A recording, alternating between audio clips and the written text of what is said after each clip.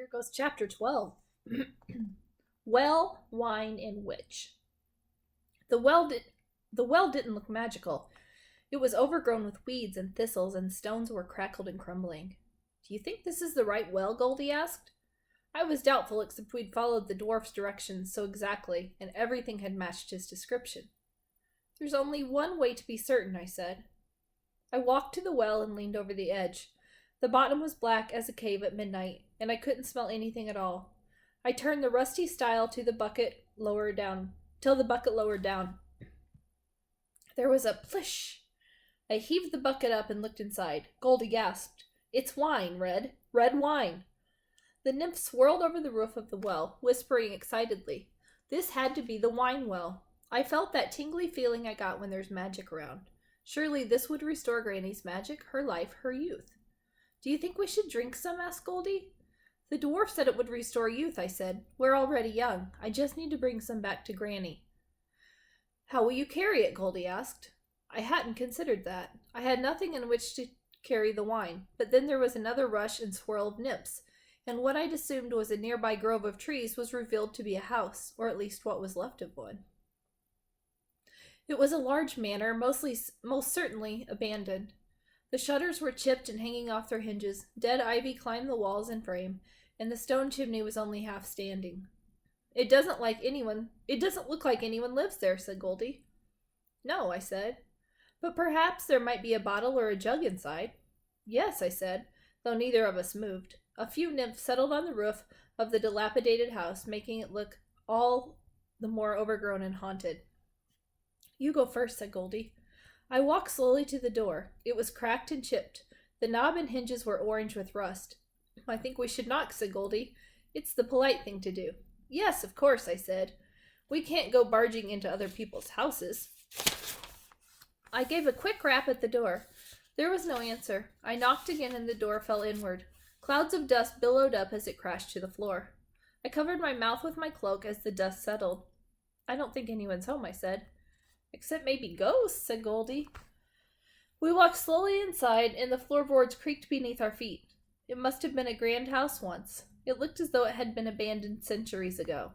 Everything was covered in thick layers of dust from floor to ceiling. Walls, nooks, and candlesticks were festooned with cobwebs, and the drapes and tapestries had been eaten away by moths. A dining table was set for two with fine china and silver and crystal goblets, as though the inhabitants had just sat down to a special supper and then poof, disappeared, leaving their meal to rot and collect dust. And there was a wine bottle, too, with a cork. I took the bottle off the table. It was empty. When I turned around, something rustled and hooted. I jumped back, and Goldie screamed. An owl was perched on the edge of the fireplace. He turned his head and looked at us with one amber eye. Hello, owl, I said. Woo, woo, said the owl. What did he say? Goldie asked. He said it's not polite to barge into other people's houses. Oh, is this his house then? Goldie asked. Hoo, hoo, hoot. No, he said, owls aren't people. Oh, yes, of course. Well, then whose house is it? Albert, called a soft voice. Is that you? Goldie and I both gasped as a figure emerged from a cobwebbed corner. It was a woman, thin and pale as mist. She was draped in dust and cobwebs like a forgotten figurine on a shelf. The only bit of color on her was her lips, glistening red. Goldie clutched my arm. It's a ghost. A ghost? Said the woman. No, they call me the Well Witch, whoever they are. Though I don't prefer to be called a witch. It sounds old and ugly, and I am neither. It was difficult to tell how old she was. She had the air of something ancient, like old books, dusty and worn at the edges. Her skin was like yellowing paper, yet her voice was high and thin, almost childish. She could have been 20 or 100. Have you seen Albert? She asked. Who's Albert? I asked. My love. He should have been home for supper by now. He hasn't been well lately, you see, and I have the most delicious wine to revise his strength. In her hands she held a crystal goblet, empty but for a puddle of red at the bottom, just the color of her lips. Is that wine from the well? I asked. Yes, said the woman. It's the most delicious wine. I was told the wine can make you young again, I said. Yes, it does, said the woman.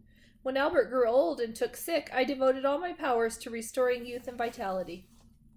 And it works? I asked, feeling the hope fluttering madly in my stomach. Oh, yes. As you see, I'm quite young. I've been young forever. As she spoke, her face seemed to shift. It was subtle, but I thought her nose swelled a little and her lips thinned. Probably just the shadows. May I take some of your wine? The woman glided to the table and picked up another wine glass. Follow me. She glided to the entrance and right over the fallen door, saying nothing about it. In the sunlight, the woman looked older than before. She had some lines around her mouth and her eyes had crow's feet. I was old myself once, she said. Her voice was just a little raspier. I can hardly remember anything from that old life, except that Albert was sick. He'll be well again once he has some wine. Where is he? He's always slipping away from me.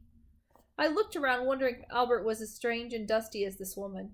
She dipped her goblet into the bucket and brought forth the wine. Anyone who drinks the wine will not die, but regain their youthful strength and beauty. I will gladly share it with you. I think everyone should have it. We don't need it, I said. We're already young. Yes, of course. Someday, perhaps. Sooner than you imagine. Aging happens so quickly, it seems. One day you'll feel it creeping on your skin like spiders. As she said this, wrinkles appeared around her eyes, and the folds around her mouth deepened, as though an invisible sculptor were etching them into her face. It's a terrible feeling to grow old, her body sagged. Her shoulders hunched. Old age, sickness, and death. They're curses. Eternal youth. That is the greatest power anyone can have, don't you agree? Her breathing was raspy and labored. Brown spots appeared on her skin, and the veins darkened and rose on her hands. Goldie nodded. Of course we agree. Now I must drink. I can feel myself withering away. The woman, now an old crone, took a drink, long and deep, and as she did, the years seemed to melt away. The brown spots faded, her skin smoothed, and her shoulders straightened. The tree nymphs rushed all around, clicking and whispering excitedly as the woman drained the goblet, almost as though they were being revived as well. By the time she had emptied the goblet, the woman was young again. Great ghosts, said Goldie. That's incredible. The young woman started. Oh, where did you two come from? She looked between us as though we had just appeared out of thin air. Goldie and I looked at each other confused. We've been here all along. We came for some of your wine. I wanted to take some to my granny. She's sick. Sick? Albert was sick. He should have been home by now. Have you seen him? Not since we've been here. Something very odd had just happened. The hair at the nape of my neck prickled. What's your name? I asked. You never told us. My name, said the woman? Why, they call me the Well Witch, whoever they are, though I don't prefer to be called a witch. It sounds old and ugly, and I am neither. But what other name? What name were you born with? Born with? I was never born. I've lived forever, you see. And so I have no name. Names are for mere mortals, things that grow old and die. I do neither, because of my wine. It's quite delicious. She sipped more wine, and again time reversed itself. Her cheeks turned round and rosy, her waist slender, and she even shrank a few inches, so that she now looked to be 15 or 16. Goldie was transfixed. Red, I think I know how to make Mummy love me again, she whispered. But before I could ask how, the woman noticed us and gave a start. Oh! Where did you two come from? The cold feeling set into ice as I realized exactly what had happened. The wine had made her young again, but it had also taken away her memories. It turned back time, but only for her, and the tree nymph soaked up the memories as she lost them with each sip. We came for your wine, Goldie said eagerly. We want to have some. Of course, said the woman. Everyone should have it. She held out her wine goblet and Goldie reached for it, but I yanked her back. Don't, Goldie, I whispered. That wine erased her memory. She doesn't even remember us. I know, Goldie whispered back, but don't you see? If I drink some of this wine, then I'll be little again. Mummy adored me when I was little. She said I was the most precious thing in the world. She turned back to the Well Witch. Can the wine make me younger than I am now? Of course, said the woman, smiling. Young and beautiful. That's why I made it. Old age and death are the greatest curse of this world. Now you can break the curse. She held the goblet out to Goldie. Goldie wrapped her fingers around the stem. Was the wine really so bad? Maybe if I gave Granny just a sip, it wouldn't make her forget too much, just a few years. She'd still remember me, but she'd be well. She wouldn't die. But how much wine could I give her before she did forget me? That would almost be worse than death, for Granny to live and not know who I was. Goldie lifted the goblet to her lips. Goldie, no!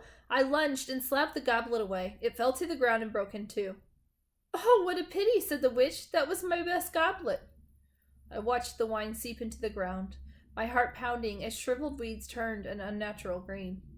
Come on, let's go. I grabbed Goldie's hand, but she pulled away and looked at me like I was a troll. Who are you? I looked closely at Goldie's lips. They were red and glistening. A tree nymph was perched on her shoulder. Curses, Goldie had swallowed some of the wine. Ooh, that was a good chapter. Can't wait to see what happens tomorrow. Chapter 13, Missing Memories. See you tomorrow.